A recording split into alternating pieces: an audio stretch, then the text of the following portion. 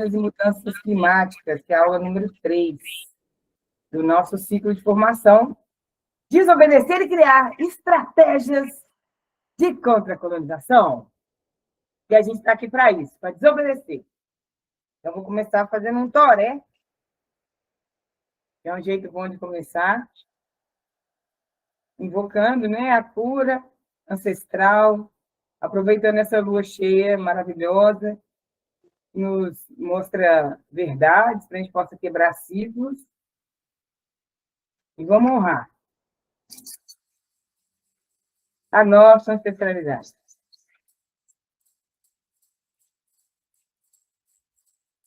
Lá naquela terra tem uma casinha, tem uma pedrinha, ai meu Deus, estamos chegando já.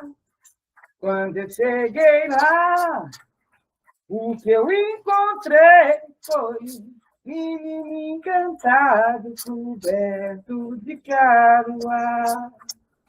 O menino encantado, coberto de caruá. O menino encantado, coberto de caruá. Eu pedi a ele força e coragem, o que ele me deu foi semente de caruá. O que ele me deu foi semente de caruá.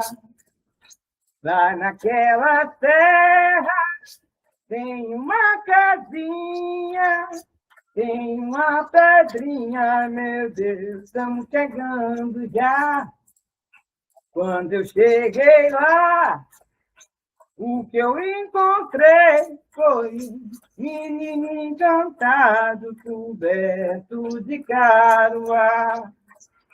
Um menino encantado, coberto de caruá. Ai, ai, ai. Um menino encantado, coberto de caruá. Eu pedi a ele força e coragem. O que ele me deu foi semente de caruá. O que ele me deu foi semente para nós plantar. É para nós plantar, foi semente para nós plantar. É semente para nós plantar. Viva a força cantada, viva sementes ancestrais, viva sementes do presente. Viva as mulheres indígenas, viva a Mãe Terra. Então, o nosso tema hoje é Mulheres Indígenas e Mudanças Climáticas. A gente já está avançando bem, né, nesse terceiro dia. E a gente vai ser do mesmo jeito, né? A gente vai fazer a apresentação, a aula e abrir para perguntas. Se não tiver perguntas, a gente vai deixar aí, a aula vai ficar gravada. E também, quem quiser perguntar alguma coisa e assistir depois, ou a Johnny mesmo que está aqui, depois quiser aprofundar algum tema, pode me chamar também no WhatsApp, no Instagram, e bora conversar. Então, vamos lá. Quando a gente traz essa ideia, né, de mulheres indígenas e mudanças climáticas, a gente está querendo dizer que existe uma ligação entre a defesa do direito da mulher indígena permanecer viva e a sua função enquanto mantenedora da cultura, enquanto responsável pela gestão dos territórios indígenas. Pode passar. A gente tem várias pesquisas, inclusive, que já nos mostram que as mais afetadas pelos crimes, pelas crises climáticas, pelos crimes ambientais são as mulheres. Aqui a gente trouxe um recorte da mulher indígena, mas a gente traz aqui também as mulheres quilombolas, as mulheres ribeirinhas, as mulheres que saem do seu território original e migram, são muitas vezes essas causadas por migrações, causadas por transformações e crimes climáticos, mudanças no próprio território, né? Então, saúdo a todas pelo momento e a oportunidade da gente compartilhar essas reflexões e experiências sobre mulheres indígenas, enfrentamento das mudanças climáticas. O tema nos convida a unir teoria, prática e vida. E falar de mulheres indígenas e clima é falar de corpo, de território e de futuro. Pode passar. Aqui tem a minha mini bio, vou pular, depois vocês vão ter o material. Mulheres indígenas e clima, qual que é essa relação, né? Por quê? Mulheres indígenas, elas estão na linha de frente das lutas ambientais. Guardiãs da água, da terra, da semente, da cultura, da espiritualidade. E as mudanças climáticas, elas atingem diferenciadamente corpos e territórios femininos. Então, a falta de água, a contaminação por agrotóxico, desmatamento e devastação, ela recai sobre a vida cotidiana das mulheres. Então, a gente tem a prática, né, do dia a dia, das mulheres indígenas, das mulheres em contexto rural, e quando a seca vem, é a ela que é responsável por fazer, por preparar o alimento, por alimentar as crianças. Então, qualquer alteração no território, a mulher sente de primeira, porque normalmente ela é responsável pelo cuidado da família e da comunidade. É claro que essa discussão do lugar da mulher no cuidado tem sido bastante discutida, principalmente para quem está na cidade, né? Mas para as mulheres mais velhas e as mulheres das regiões rurais, cidades do interior, aldeias, quilombos, esse lugar do cuidado é prioritariamente feito pelas mulheres. Então, as mulheres indígenas, ao lado das negras, quilombolas, periféricas, vivem sob o risco acentuado da pobreza, insegurança alimentar e expulsão do território, em função de inação climática e racismo ambiental. Então, no âmbito global, mulheres pertencentes a minorias étnicas são maioria entre grupos afetados por desastres e deslocamentos socioambientais. Hoje, a gente já tem uma expressão, né, que são os deslocados climáticos. A gente vai ter exemplos aí, desde das grandes migrações do Nordeste para o Norte, onde foram muitas pessoas do Nordeste foram trabalhar nos seringais do Norte, quanto migraram para São Paulo, Rio de Janeiro, Belo Horizonte, grandes capitais, para se tornarem também mão de obra. Hoje a gente tem esse deslocado climático, né? Mas antes era só retirante ou imigrante. Pode passar. Então, os dados globais aqui, dados é importante, né? Então, até 2050, cerca de 158 milhões de mulheres e meninas podem ser levadas à pobreza extrema pelas mudanças climáticas. E a gente sabe, né? Pobreza extrema, mulheres e meninas, qual que acaba sendo o resultado disso? Né?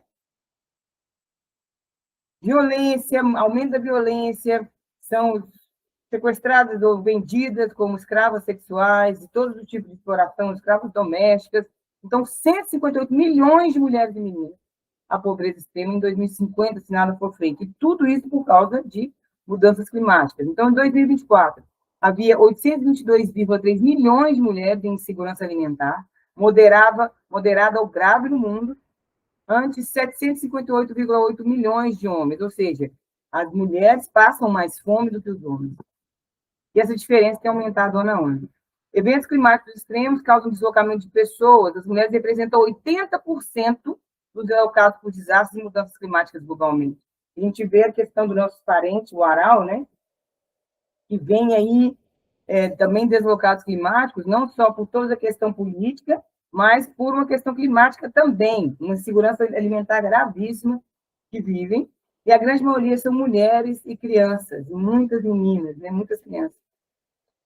Estima-se que 380 milhões de mulheres vivem hoje em regiões com estresse hídrico severo, podendo chegar a 674 milhões em 2050. Então, as mulheres também sendo expostas não só à fome, mas à sede. A exposição a situações climáticas extremas amplifica desigualdades. Mulheres são as principais responsáveis pelo cuidado com as crianças, idosos e pessoas doentes, sendo mais impactadas em situações de crise. Então, a gente tem esses dados e a gente tem a prática real disso, né? Com os nossos parentes, o Aral chegando aqui, em situação de muita vulnerabilidade, e também até a nossa própria história, né? Os nossos próprios parentes, de nós mesmos, imigrantes internos ou externos. Né? Pode passar. Colonialidade, patriarcado e terra. Colonialidade do poder, que é um conceito de Quijano e do gênero e de gênero Gomes, ele traz esse conceito, né? Existe uma colonialidade do poder e de gênero. Ou seja, a colonização e o patriarcado caminham juntos. O mesmo sistema que explorou e objetificou as mulheres, devastou os nossos territórios, na lógica colonial, a terra é o nosso corpo feminino, que é tratado como recurso a ser explorado. Então, resistir a esse modelo significa recuperar o coração das sociedades humanas e amenizar a sua pisada sobre a mãe terra. A gente falou nas outras aulas, né, sobre esse pisar devagar sobre a terra, o parente Ailton Krenak fala muito disso, né, me inspira a falar disso, porque quando a gente, então, entende que patriarcado e colonialidade são os dois braços, né, de um mesmo sistema de destruição, a gente para de separar a luta antipatriarcal e a luta anticolonial. São uma só, porque eu quero ter a posse da terra, assim como eu quero ter a posse desse corpo, e assim como me pertence todo esse... como eu coloco cerca em volta desse pedaço de terra, eu coloco cerca em torno desse corpo, dessa mulher, dessa criança, porque me pertence. Né? Então, uma lógica de patriarcado e de colonialidade que andam juntos. Passar. Breve panorama histórico. A colonização não foi só conquista territorial, ela trouxe o genocídio, o racismo, a escravização, a violência de gênero. Mulheres indígenas foram violentadas, sequestradas, invisibilizadas em nome do projeto colonial. A separação dos povos do território também significa corromper vínculos materiais e espirituais fundamentais da modo de vida indígena. Quando eu falo indígena aqui, eu também falo das mulheres africanas, porque viviam, muitas delas são indígenas, eram mulheres indígenas do seu território, sequestradas e vendidas. Então, pode passar.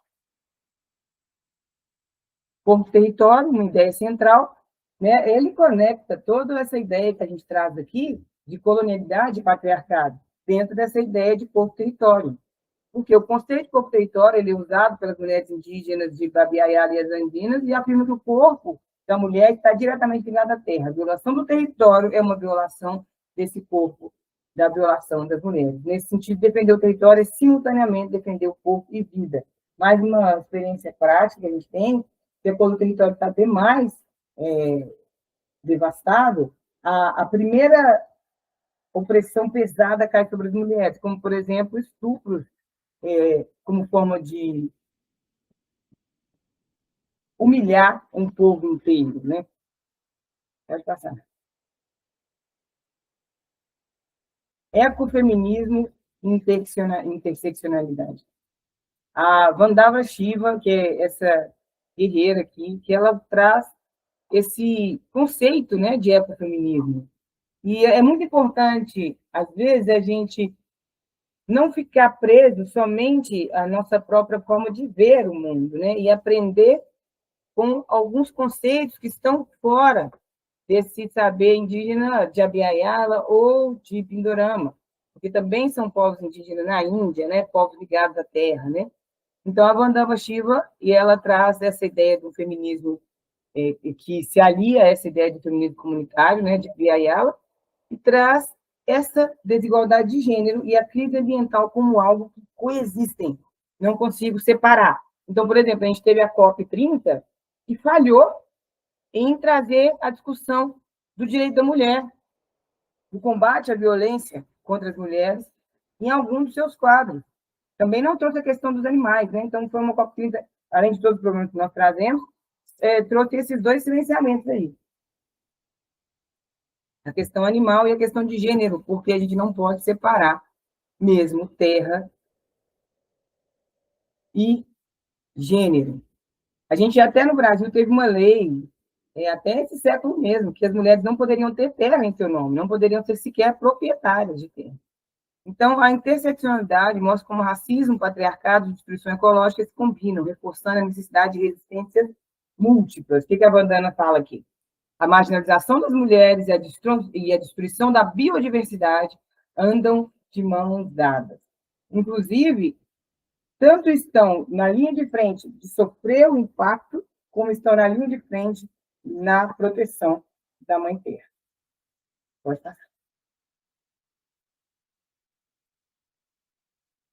Direito à terra, lutas e retomadas. A gente traz aqui a presença de Negra Pataxó, que foi assassinada nessa luta pela terra, Pataxó Rarrahan, e ela entrou na frente, né, do irmão para protegê-lo, em uma das retomadas em Comunitiativa, na Bahia. Então, o território é a base da vida indígena. Sem o território não há cultura, não há espiritualidade, não há futuro. As lutas pela demarcação e retomadas são crescentemente lideradas por mulheres, que encaram um enfrentamento direto contra o agronegócio, o minerador e o Estado, defendendo sua relação vital com a terra. Quando nós não estamos dentro do nosso território tradicional por uma, duas, até 3 gerações, é a nossa obrigação reconstruir território de refúgio. Sejam eles, do ponto de vista, igual a Maria Flor, né, fala, né? A Maria Flor, ela não tem um território para indígena também. E ela teve a condição de comprar um território. Então, ela fala, a gente precisa voltar para o território, seja comprando, seja retomando, seja de qualquer jeito, a gente precisa estar nessa terra, né? E essa terra também é um espaço de cultura.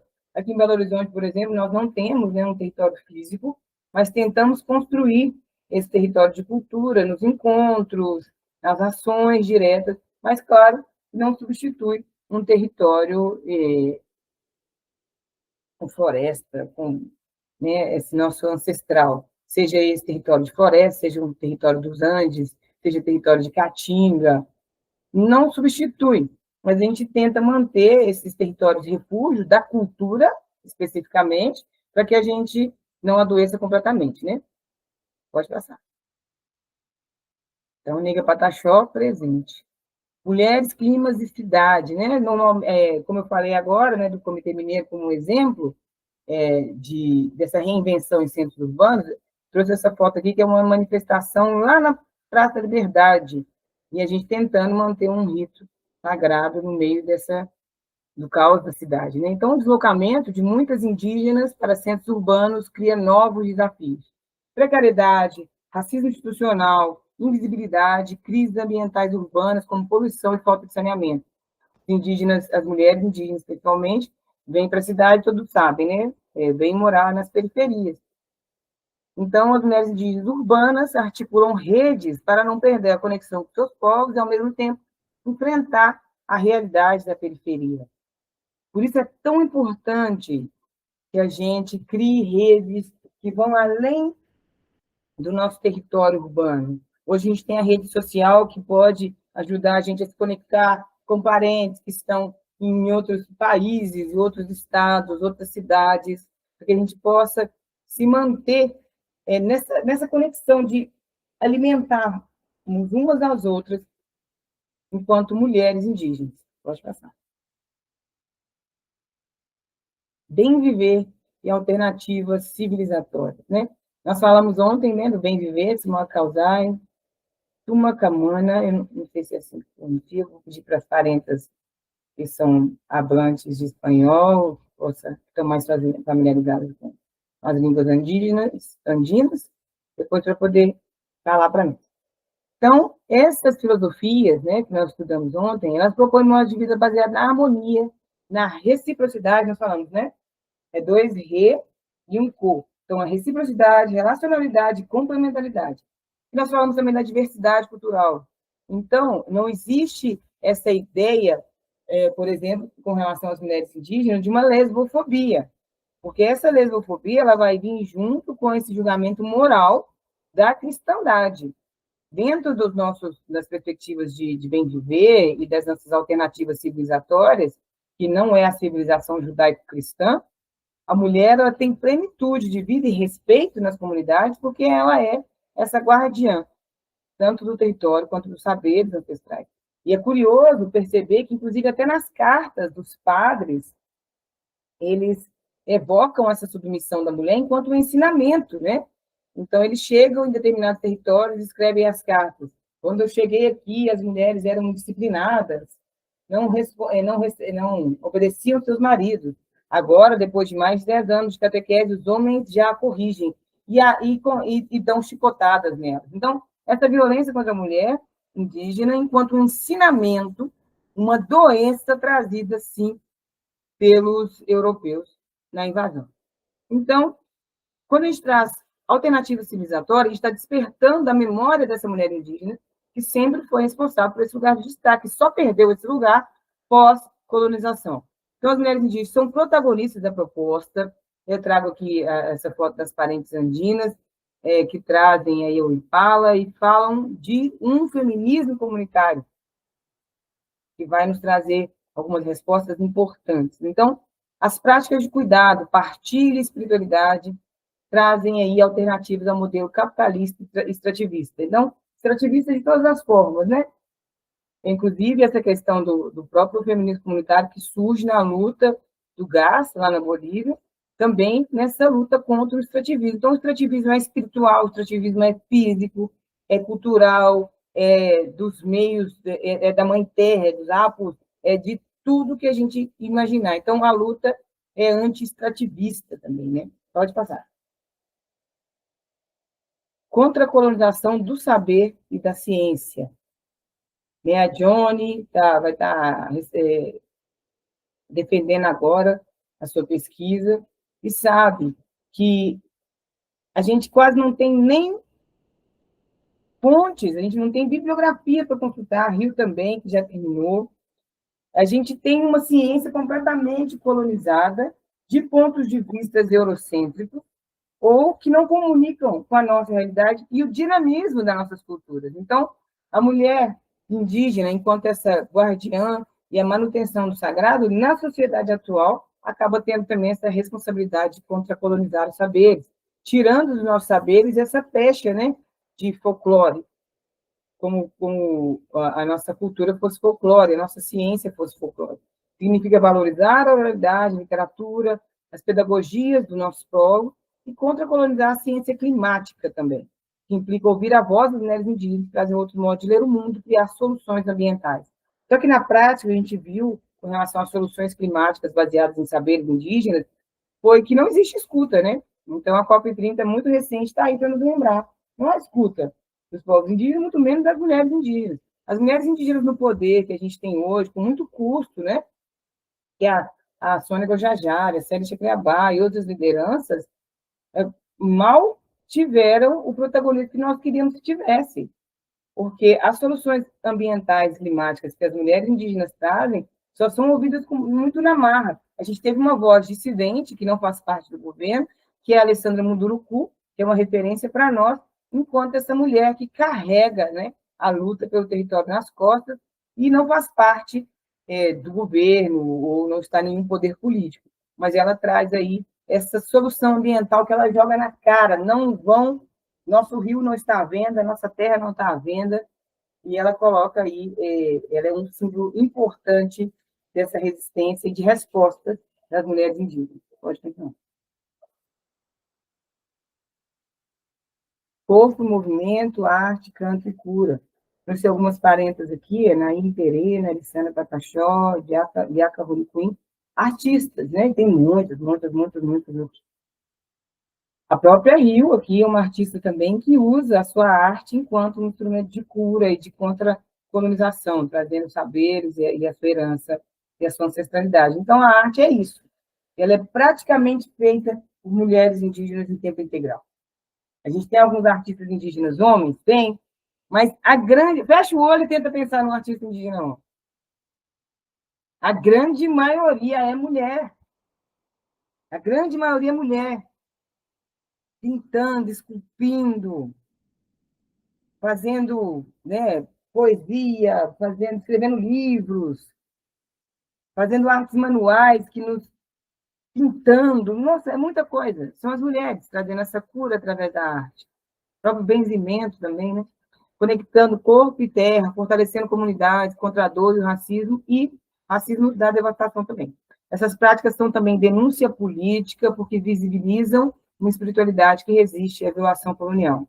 Então, pensar como a mulher indígena tem outras, tem tanta versatilidade também, né? Não é só a política institucional, não é só à frente do território enquanto denúncia e discurso, a arte, a literatura, o audiovisual, a fala, a poesia, estão sendo aí também esses instrumentos de cura que a gente tem trazido. Corpo em movimento. Esse corpo, território em movimento. Porque a gente também precisa desconstruir essa ideia, gente, que a gente sabe que o território é esse lugar de conexão de força, mas não quer dizer que a pessoa fora do território está morta também, não. O corpo em movimento, quando a gente está falando de corpo-território, a gente está falando de um corpo-território em movimento. As mulheres indígenas fora do seu território estão criando, e criando muito, muito. Tem as mulheres que estão lá, como a Alessandra Munduruku, na frente ali, daqueles garimpeiros, aquela coisa. Tem, e é muito necessário.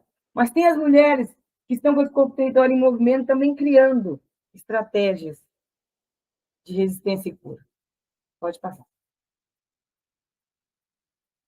Porque, inclusive, esse discurso que criminaliza as mulheres que estão com o corpo, território em movimento, ele, inclusive, enfraquece políticas públicas, fomento, a cultura, a arte, acessos. Então, precisamos pensar que esse corpo, território também está em movimento. Eu acredito muito, né, que, como eu falei, é muito importante o estar no território, fazer com que o território seja um lugar de resistência, mas não zona de sacrifício para corpos femininos também. Elas não podem estar lá segurando a bronca total, morrendo, para fazer um serviço de defesa do planeta, sem haver também essa interlocução com a cidade. Então, as mulheres corpo território que estão em movimento também fazem um trabalho de proteção ambiental, porque elas abrem caminhos, cuidam dessas mulheres do território quando chegam aqui, e fazem com que essa luta seja uma luta só, né? Então, vamos parar de reproduzir preconceitos e trazer ainda mais dificuldades para a vida das mulheres indígenas que são corpo, território em movimento. Então, as mulheres já enfrentam múltiplos desafios, a violência de gênero, o machismo, o feminicídio, o racismo e violência estrutural, a invasão do território garimpeiro, grileiro e minerador, a invisibilização na política e nos meios de comunicação.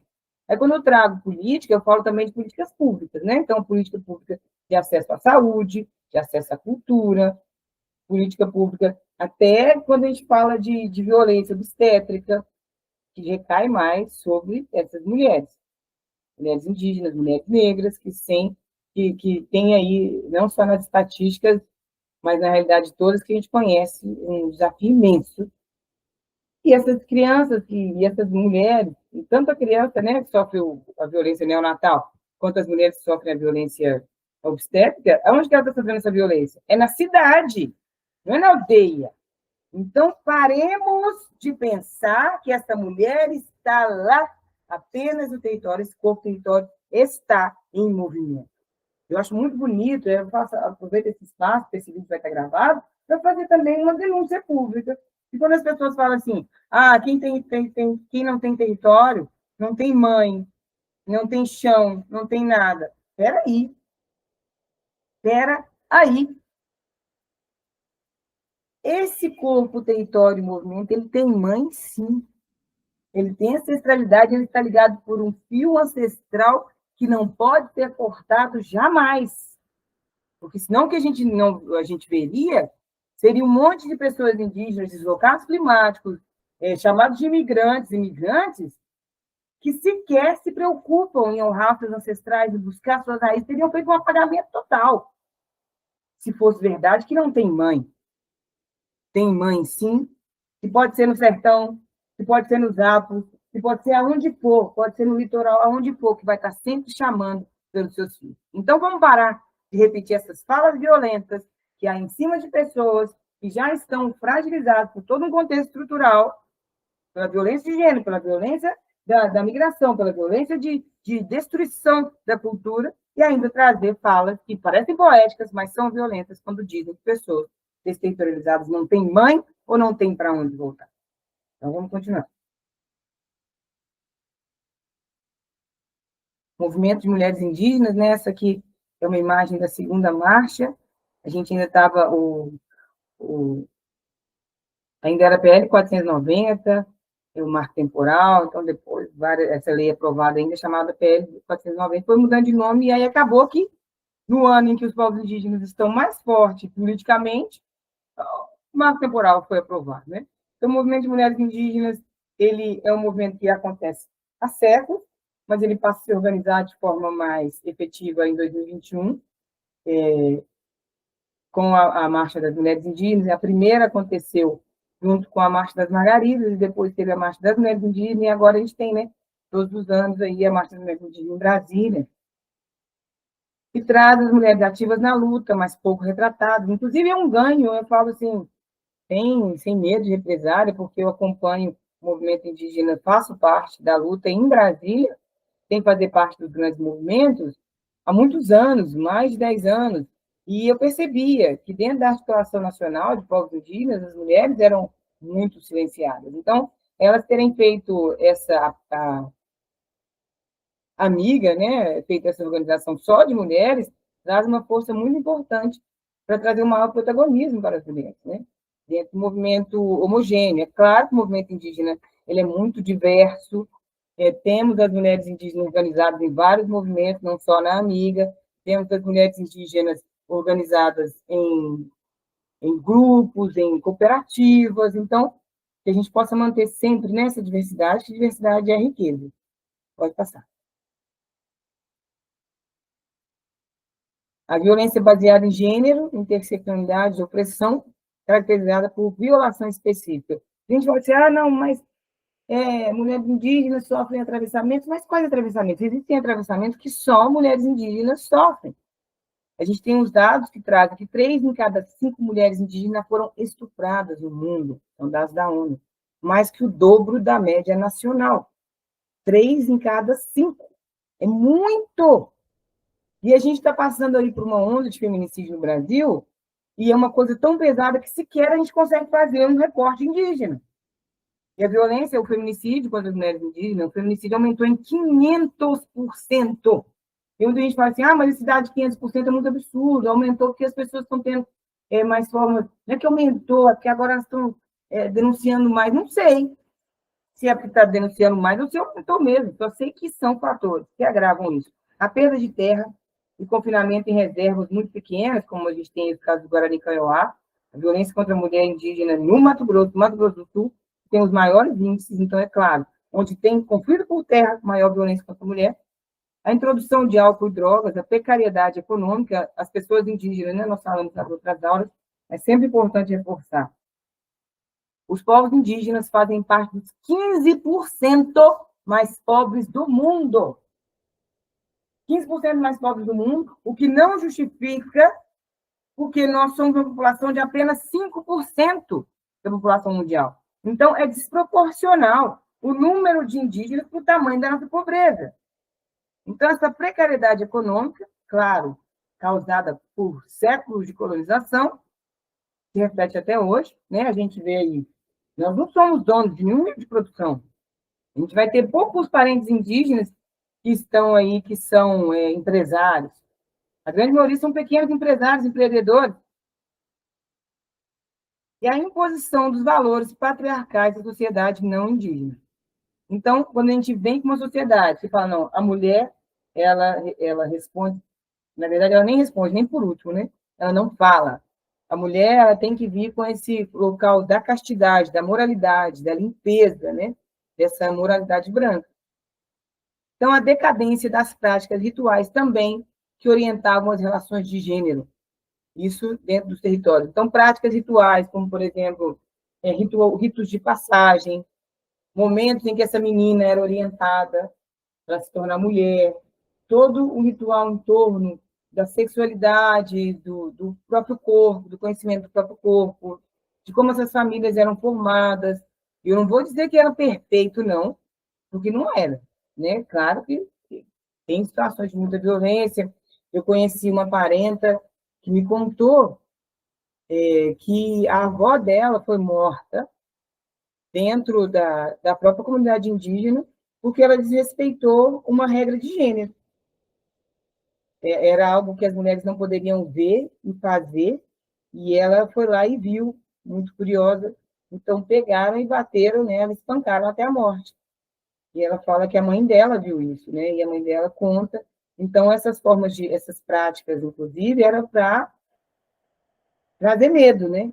Para as outras mulheres. Então, a violência de gênero, ela Acontecia algumas práticas indígenas, sim, não estou falando que a gente tinha práticas perfeitas, não.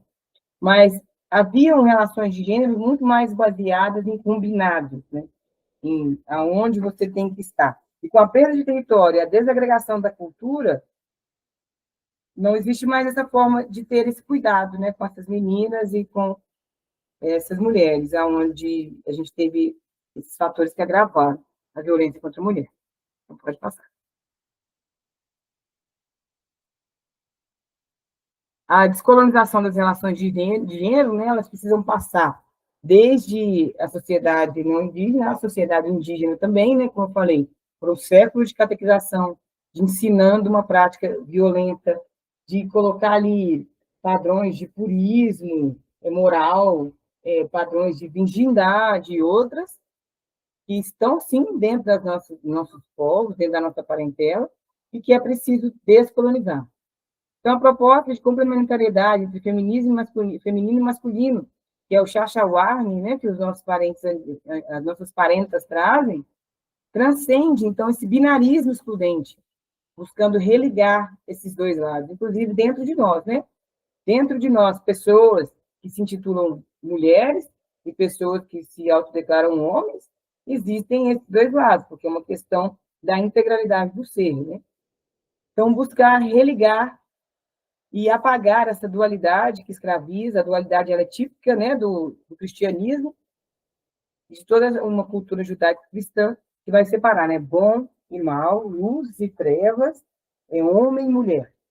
Então, a perspectiva indígena, ela tem que trazer uma, uma finalização desse binarismo, né? O respeito ao feminino e ao masculino, que tanto está na terra quanto está em nós. O nosso corpo é terra. Essa perspectiva oferece, então, alternativa concreta ao patriarcado colonial. Entender que o feminino e o masculino, o não binário, está em nós. Responsabilidade intergeracional, como afirma o documento da Marcha das Mulheres Indígenas, que nós temos a responsabilidade de plantar, transmitir, transcender e compartilhar nossos conhecimentos, assim como fizeram nossos ancestrais. Isso que a gente está fazendo aqui, essa troca, né? Então, essa responsabilidade articula passado, presente e futuro, uma perspectiva de continuidade cultural e transformação social. É muito importante que a gente perceba isso. É transformação, transformação. Se os homens indígenas e até as mulheres foram ensinados pelos padres, pela catequese, pela colonização, de que existe um modo apenas de ser e de existir, é preciso voltar lá atrás, nas nossas raízes pré-coloniais. Pode passar. Futuro, poder da ancestralidade e utopias. Eu gosto muito dessa foto, que é uma foto dos parentes indígenas dançando em pleno centro da cidade de Belo Horizonte, em pleno pirulito da Praça 7. É uma cena muito forte. E a gente tem três mulheres, né? A Maria Flor, a Silvinha e eu acho que é a filha da Chave, a Kiara. Então, são mulheres andinas e mulheres de Pindorama retomando essa cidade. Então, o futuro das mulheres indígenas, o futuro do planeta é pensado a partir da ancestralidade. E aí é por isso que é uma luta muito grande a gente que foi desconectado desse território, que somos indígenas, né, que vêm de famílias deslocadas climáticas, que é negado o tempo inteiro a nossa ancestralidade. Não porque você não está no território, então esqueça. Não porque você não fala a língua do seu povo, esqueça. Essa tentativa de apagar a ancestralidade é uma tentativa de nos tirar a perspectiva de futuro, né? Então, a utopia do bem viver é construir sociedades equilibradas com a natureza, como ensina a Krenak, cantar, dançar e contar histórias é também um ato de resistência que adia o fim do mundo e reafirma a possibilidade de futuros plurais. Então, não existe só uma forma de estar no mundo e manter a ancestralidade viva. Essa ideia de que apenas no território físico, é apenas com alguns critérios, né, que essa ancestralidade pode viver, é uma forma de colonizar e de silenciar. Porque se tem uma coisa que o mundo patriarcal e capitalista teme, é a ancestralidade das mulheres viva. Porque elas vão, sim, retomar a universidade, vão retomar as praças, as ruas, as cidades, o território simbólico do saber, o território da ciência e o território físico. Então, eles vão sempre dizer que você não tem direito à sua ancestralidade. Pode passar. Uma conclusão. Concluímos lembrando que lutar contra a crise climática e pelo protagonismo das mulheres indígenas não é responsabilidade apenas das mulheres indígenas. É uma causa coletiva. O convite é para que todos se somem, apoiem os povos originários, pautem a justiça climática, fortaleçam ações e alianças solidárias, porque nossa sobrevivência no planeta depende desses vínculos. Esse é um chamado coletivo. E quando a gente está falando de solidariedade, gente, é até importante a gente decolonizar, contra-colonizar essa palavra. Porque a solidariedade nessa sociedade nossa, ela ficou muito pautada e muito referente a uma solidariedade cristã, a quase uma caridade, né? Então, a gente fala solidariedade, na nossa cabeça já vem essa coisa da caridade. E solidariedade real não é caridade, não é caridade cristã, é aliança entre iguais, né? A gente está falando de soldo, a gente está falando de colocar o que nós temos na mesa. Aqui, ó, eu tenho isso aqui, ó.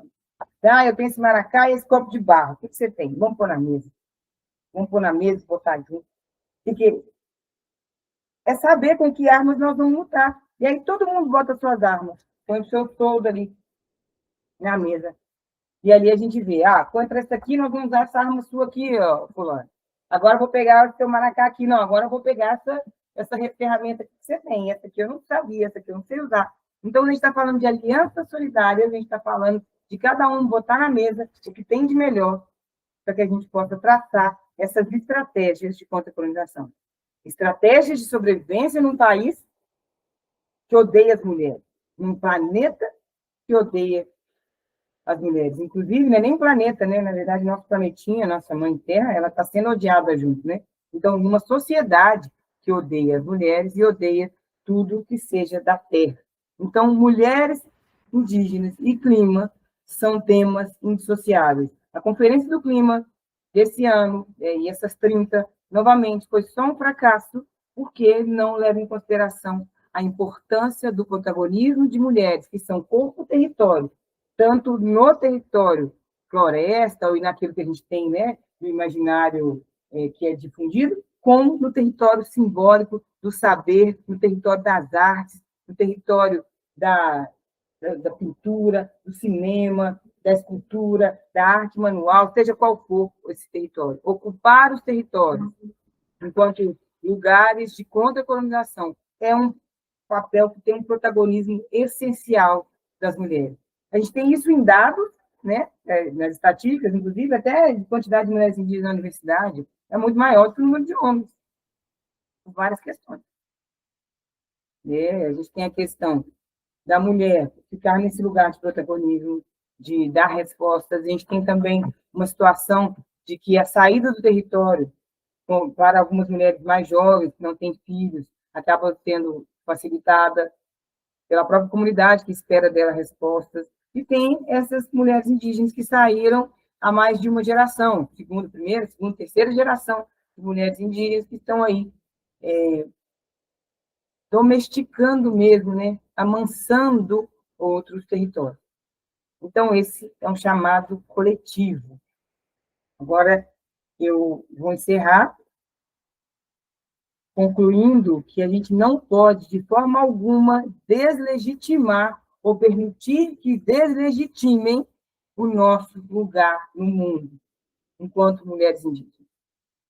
Que estamos ocupando, seja um lugar na nossa cidade, seja um lugar na nossa universidade, seja um lugar dentro de casa, seja um lugar no nosso bairro, seja um lugar em algum coletivo, jamais podemos permitir que esse território que a gente ocupa seja deslegitimado, porque existe uma força maior do lado de fora, de 523 anos, 525 anos de colonização, de milhares de anos de ódio ao feminino, que vai tentar dizer que o que a gente produz não é suficiente e o que a gente é não é o suficiente. Precisamos voltar a lembrar quem nós somos. E uma das coisas que a filosofia do bem viver fala, de uma filosofia de suficiência. Ou seja, nós já somos o suficiente. Nós já produzimos o suficiente. A nossa existência por si só já é suficiente. Então, que a gente deixe de uma autocobrança excessiva, de uma tentativa absurda de produzir mais do que aquilo que a gente é chamado para produzir. Inclusive, do ponto de vista de produzir ciência. A nossa existência, depois de séculos de colonização, já é uma resposta mais do que suficiente, e nós honramos nossos ancestrais, honramos a Mãe Terra e honramos o corpo e o corpo-território, em movimento ou não, que nós habitamos. Então, esse corpo-território que está lá, no território tradicional, esse corpo-território que está em movimento migrante e caminhante pelo mundo. Então, viva a Mãe Terra, viva o corpo-território, viva as mulheres indígenas. Viva! Viva! Vai, captura! Muito obrigada. Bibliografia consultada está aqui. Eu acho que o Rio, se você puder mandar também esses slides para a galera, para eles poderem ver depois. E podem consultar a bibliografia, para depois ir lá nos artigos. Tá bom? Gratidão, mais uma vez.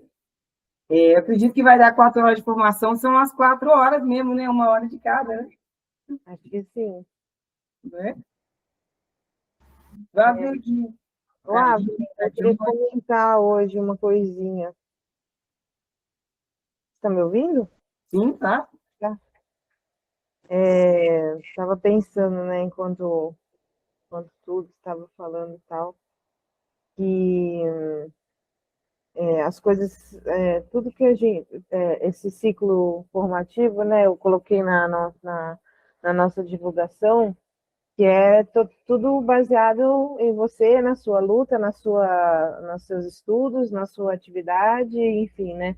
E obviamente que isso, se torna tudo relacional e também como é o que a gente também fica tudo relacional, fica tudo uma coisa complementando a outra, né? E, e aí a gente falou ontem do Sumac Calçai, e, e aí hoje, falando sobre essa questão das mulheres, você falou da Alessandra, né? E na hora que você falou que as mulheres, as pessoas com útero, são geralmente as pessoas primeiro exploradas, primeiro afetadas com as mudanças climáticas, eu lembrei da questão das gravidez, do mercúrio, de que é uma coisa que a Alessandra denuncia muito ali, E em Minas também, Pra caramba aconteceu isso em Minas, Que as mulheres começaram a ter problema para engravidar. E isso também aconteceu na Bolívia, isso também aconteceu no Equador por causa da mineração, né? Então, fiquei pensando nisso, e aí, isso relacionado com o Sumac Calçai, por quê? Porque, de fato, as nossas relações sociais antes da colonização não tinha nada perfeito, maravilhoso, nossa, que paraíso cristão, A onça, não sei, vai ver que tinha, não sei, Os parentes podiam fazer uns feitiços muito loucos para a onça realmente ficar igual gatinho, Mas, assim, não é igual aqueles panfletos cristãos, de Testemunha de Jeová, que está tudo perfeito, maravilhoso. Mas eu sempre penso nisso, mesmo que as nossas relações de gênero, as relações com pessoas com deficiência, relações entre povos não fossem pura harmonia ainda, a gente tinha chance de desenvolver isso porque a gente estava vivendo o Sumac Calçai. Então, a terra não estava ameaçada, Então, a gente tinha chance de desenvolver as nossas relações, de resolver os nossos conflitos, de melhorar, de avançar a tecnologia da maneira correta e não se autodestruindo, Mas, no hoje, tudo isso está comprometido por causa do rompimento com a terra, E, e isso também faz, e aí eu penso, por último, que eu queria dividir aqui, é nessa questão de se enquadrar no gênero hoje também, né? Há alguns anos atrás, há uns poucos anos atrás, tipo 4 anos atrás, eu comecei a ter uma crise de identidade assim sobre gênero, né? E aí eu conheci uma amiga, uma parenta, que ela falou assim, numa dessas coisas assim, né, sobre gênero, né? Ela falou, olha, se eu tiver que falar um gênero, meu gênero é terra. Meu gênero não é masculino, não é feminino, não é não binário, não é fluido, não é queer, porque isso não foi eu que inventei, não foi meu povo que inventou. Meu gênero é terra, simplesmente. E eu acho isso muito genial, porque quando eu tô com parentes que se identificam como mulheres, para mim eu sou mulher, estou ali como mulher, de boa, tranquilo, não tem problema nenhum. Se eu tô sozinha, se eu tô na minha vida vivendo só a minha vida, eu não sou nada, eu sou terra. E aí eu acho que isso é um ponto muito bom também da gente pensar dessa conexão, né? Porque o que a gente faz para a saúde da gente, a gente também tem que fazer para a saúde da terra. E eu acho que quando a gente carrega essa responsabilidade, é um grande sinal, né, de que a gente é indígena, de que você entendeu sua responsabilidade, né? Exatamente, Rio, que a gente entendeu o nosso lugar no mundo, né? Então, por que, que eu tenho que sentir essas dores da terra? Né? É um chamado mesmo, né? A gente podia muito bem ter uma vida totalmente alienada e pensar, todas, né? Todas a terra. Eu não estou conectada a ela, eu não tenho que sentir, eu não tenho que viver buscando algo. Eu estou bem aqui, essa sociedade que me responde, a forma que ela se organiza, a forma de ganhar dinheiro, a forma de existir nela, os quadradinhos que dividem os gêneros, que dividem as pessoas, está tudo bem para mim, mas não está para a gente. Não está. De onde vem essa inquietude? De onde vem esse não se satisfazer com o que nos oferece? É uma memória antiga, um lugar que diz: eu não sou daqui. Eu penso, eu existo de outra forma, né? E é muito bom, é desafiador porque a gente vai passar um monte de perrengue que a gente está passando até hoje. A gente tentar se colocar num mundo que não aceita, que tentou engolir esse nosso mundo. Mas, ao mesmo tempo, é libertador porque a gente se situa.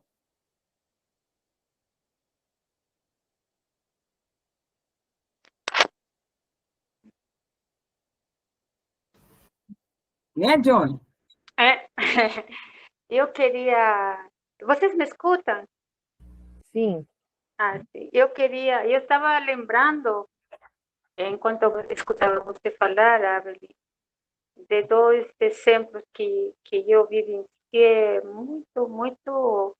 muito próximo, né? Porque primeiro foi a questão da história de Máxima Cunha, uma indígena lutadora de Peru que mora junto com sua comunidade em Los Andes, né, peruanos, perto de uma lagoa, e entrou uma mineradora para comprar as terras da comunidade e poder começar uma exploração de ouro, né, porque nessas terras tem ouro. E, e a maioria de homens aceitaram vender suas terras, mas a Máxima Cunha, ela se opôs porque ela falou que ela não poderia irse a morar a outro lugar, a la cidade ou em qualquer outro lugar, porque ela era a lagoa, né? Ela, essa terra era ela mesma, e que se ela ia para outro lugar, ela morreria. Então, ela começou a mobilizar as mulheres porque a maioria de homens eles aceitaram muito rápido, primeiro porque quando as mineradoras entram, os homens são os primeiros em deixar a comunidade, ir a trabalhar para ganhar dinheiro, são os primeiros também que começam a consumir a prostituição que a própria mineradora leva, né, para essas comunidades. As meninas, as mulheres jovens começam a se prostituir porque a mineradora incentiva essa prostituição. Então, a mulher tem filhos, ela percebe que quando chega na mineradora, vai destruir não só a terra, vai destruir toda a comunidade, né? E vai destruir a elas como mulheres. E Máxima, ela começou a lutar, ela se opôs, ela falou que são mortas, sairia de lá, e mobilizou as outras mulheres e também os estudantes nessa época. Eu estava já terminando a universidade, começamos a mobilizar-nos em todas partes do Peru, estudantes, para viajar a la terra, a la montanha e apoiar a Máxima. Então, esse foi um movimento muito bonito, principalmente da juventude, né, da cidade, que subiu a la montanha para apoiar a Máxima. E justo graças a essa mobilização não assassinaram ela, porque já estava a mineradora fazendo toda a trama, né, para assassinar ela. E, bueno, e ela ficou, mas ela sempre ha vivido represália, ainda continua vivendo, ela ganhou, porque ela entrou com um processo até judicial, porque os estudantes universitários de direito começaram a ajudar a ela para lutar legalmente por as terras que pertenciam à família dela, né? E ganharam. Aí ela recebeu até um prêmio internacional e tudo mais.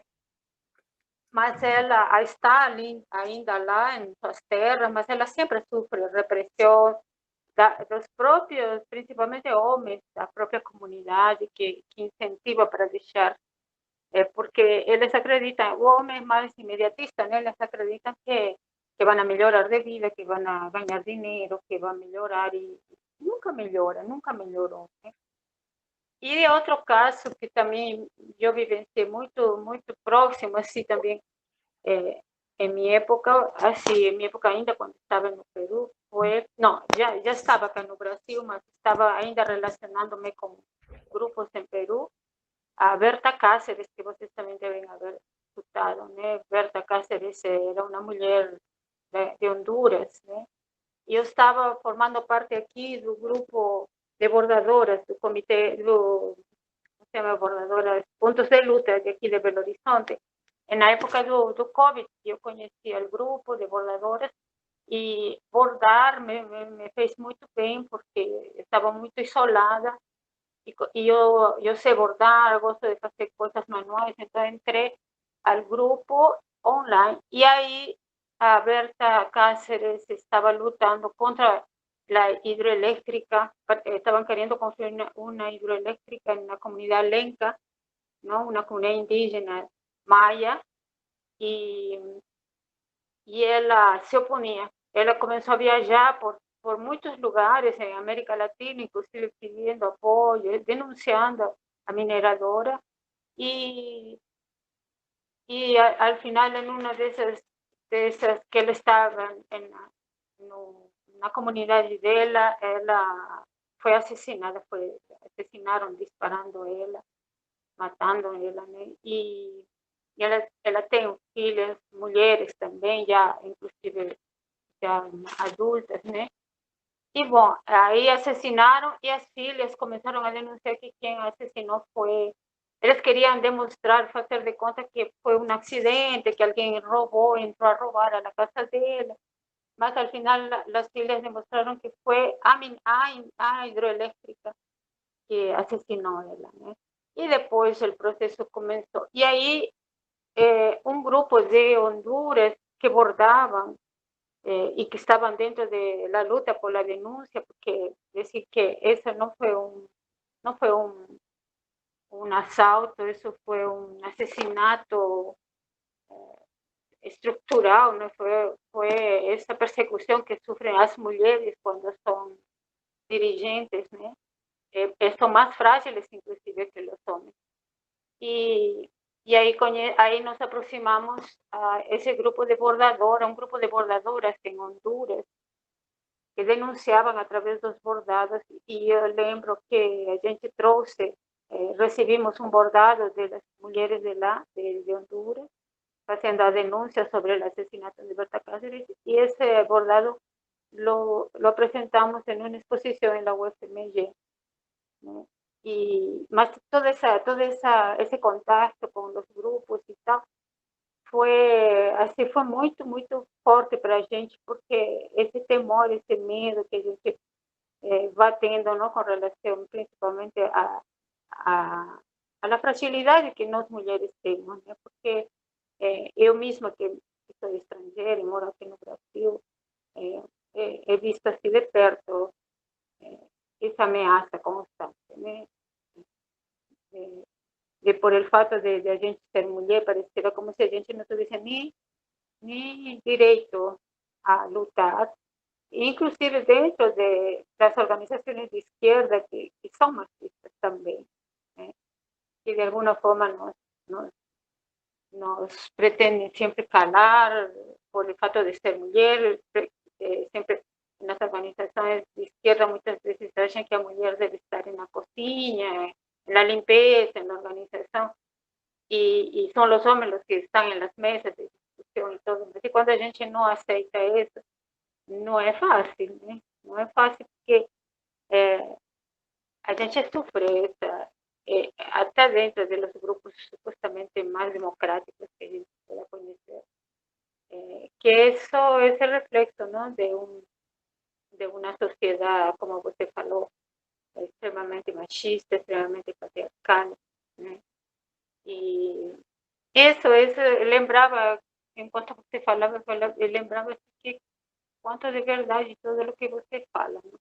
Mas eu acho que dentro de los movimientos del grupo, por ejemplo, do Comitê Mineiro, eu acho que eu percebo, eu sinto assim, que a voz da mulher é um pouco mais respeitada, sabe? Assim, um pouco mais forte, inclusive, talvez porque você faz parte até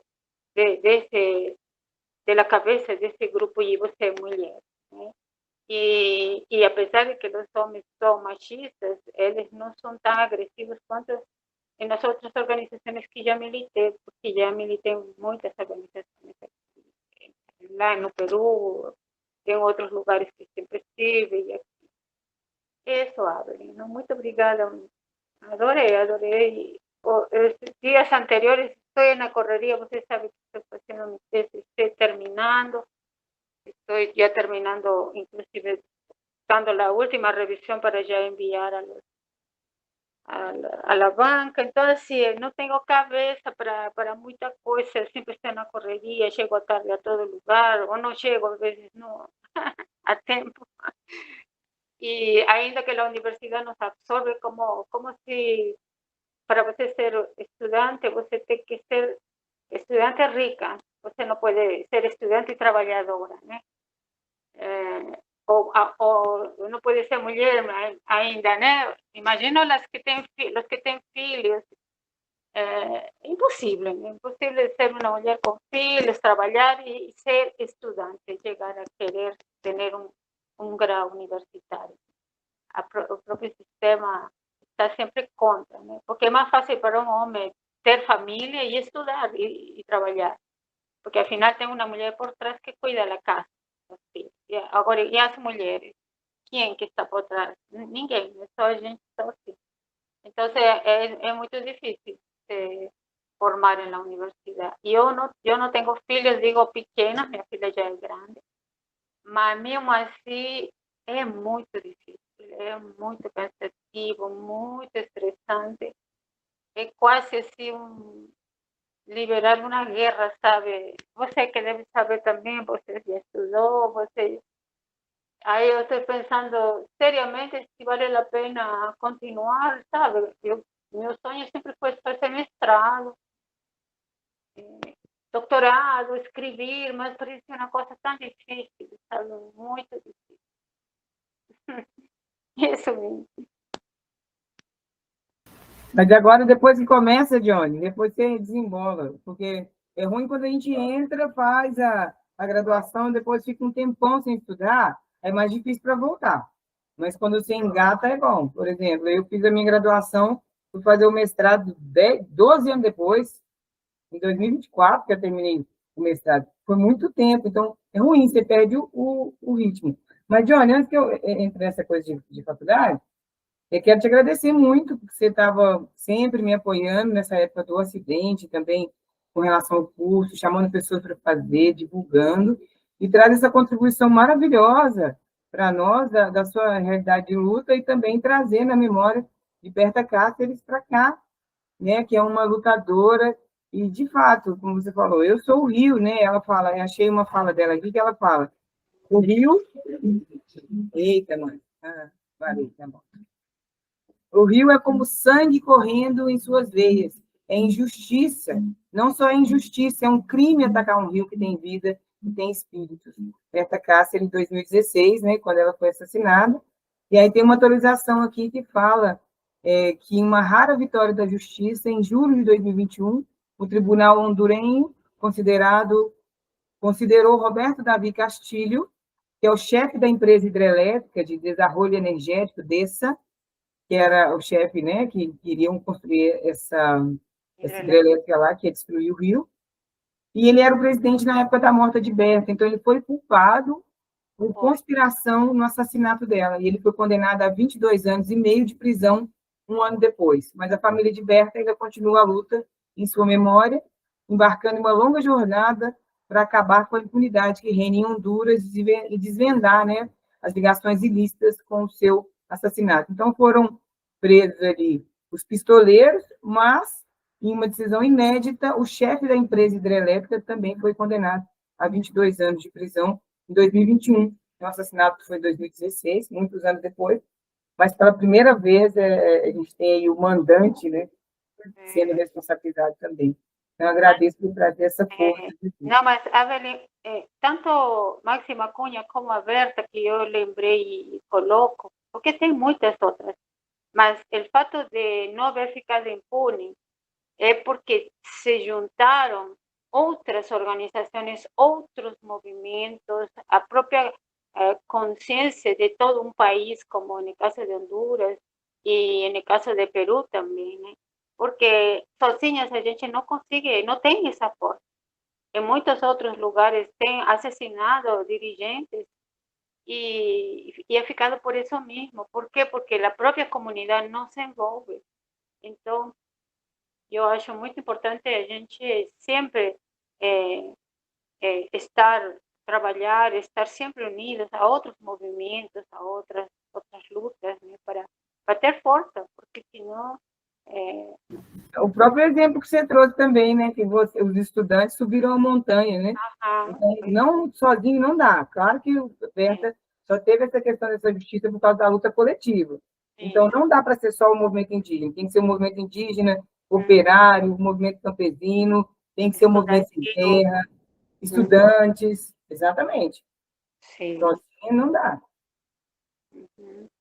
Por isso que acho que é importante a luta que desenvolve o Comitê Mineiro dentro da cidade de Belo Horizonte é muito importante porque ela, de alguma outra forma, o movimento indígena estaria longe, né? Que a gente não conseguiria acompanhar, como em muitos estados, não sei, a gente não acompanha, a população não acompanha, mas o fato de vocês estarem na cidade de Belo Horizonte, o fato de vocês participar, fazer movimentações, faz com que as pessoas comecem a tomar uma consciência diferente, sabe? Assim, eu acho muito importante o Comitê Mineiro e até eu falo em meu trabalho de pesquisa, né, a importância que tem organizações como as de vocês, ou seja, a cidade estar perto. Eu sei que vocês abandonaram, de alguma forma, expulsaram de suas terras, e isso é muito doloroso, mas o trabalho que vocês fazem em Belo Horizonte, na cidade, no ambiente urbano, é extremamente importante. Isso gera uma consciência muito grande. Amigos meus, dos movimentos aos que eu conheço, pertenço, eu sempre estou falando, sabe, de vocês, do Comitê Mineiro, e eles acompanham de uma ou outra forma, seja por curiosidade, eles terminam acompanhando, e as pessoas que veem vocês na Praça 7, nos lugares onde vocês aparecem, já é outra realidade. Eu acho que Belo Horizonte vive uma realidade muito diferente de outros estados por a existência do movimento indígena dentro da cidade. Sabe? Trazer para junto, né? Não ser aquela coisa só lá no território, porque a cidade ela precisa também ser menos hostil. E você vê que a maioria são mulheres, né? Agora o Comitê Indígena agora com essa nova geração, e também as mulheres mais velhas, como a própria Irene e todos mais. Mas é muito importante a gente ver também essa resistência com mulheres. Então, é muito importante ter você conosco também, viu? Ainda não fiz nada, mas deixa acabar a história. Está conosco. Vamos parar de se cobrar, gente. Nós falamos disso mais cedo aqui. A gente aguenta um rojão bastante grande, sabe? Então, não era nem para a gente estar fazendo. Olha só o desenho. Você trouxe aí essa dificuldade da própria universidade, do ser mulher, do estar carregando isso tudo, e aguentar a universidade com o modelo que ela é, toda quadrada, toda colonial. E a gente ainda se cobrar mais, não? Enquanto mulheres indígenas, com vários recortes que nós passamos aí. Então, já estamos fazendo muito, precisamos celebrar, né? Enquanto isso, nós honramos aquelas que tombaram na defesa do território, honramos também essas mulheres, né, que estão lutando em outras frentes, como nós trouxemos aqui a própria Alessandra Munduruku e outras grandes guerreiras, né, que estão aí à frente, aquela outra parente também, Arapium, que também estava lá denunciando todas as barbaridades na COP, todos as próprias, como a gente vai dizer, né? As próprias contradições desse sistema, né? Então, lembrar que nós estamos todas juntas, né? A Auricélia, né? A Auricélia era muito grande, uma guerreira muito maravilhosa também, e todas essas outras, né? Que vêm quebrando barreiras. Então, nós somos a terra, né? Nós somos o rio, como diz a Berta Cáceres também, e a gente precisa continuar se fortalecendo, estando juntas umas às outras. Agora, no Brasil inteiro, vai ter mobilizações no 7 de dezembro sobre o enfrentamento ao feminicídio, e são ações que não têm um recorte específico dessas mulheres indígenas, mas a gente precisa estar junto, né? A gente precisa fortalecer aí, lembrando que corpos territórios são corpos territórios ancestrais, que alguns perderam suas conexões, suas raízes, mas é muito importante a gente não deixar que sejam silenciados para sempre, né? Vamos lutar por todas. Por Berta. Qual é o nome da outra parenta que você trouxe, Johnny? Máxima Cunha. Máxima Cunha. Eu trouxe no slide ali a própria a parenta que aparece no slide ali, a Niga Pataxó, também, que morre aí nessa defesa do território. Então, vamos permanecer cantando o nome delas e o nome das nossas ancestrais também, nossas avós, bisavós, nossas mães, os nossos próprios nomes também, né, que a gente se celebra tão pouco, que a gente está tão cansado, mas vamos tentar fazer essa forcinha para cuidar do nosso povo território em movimento também.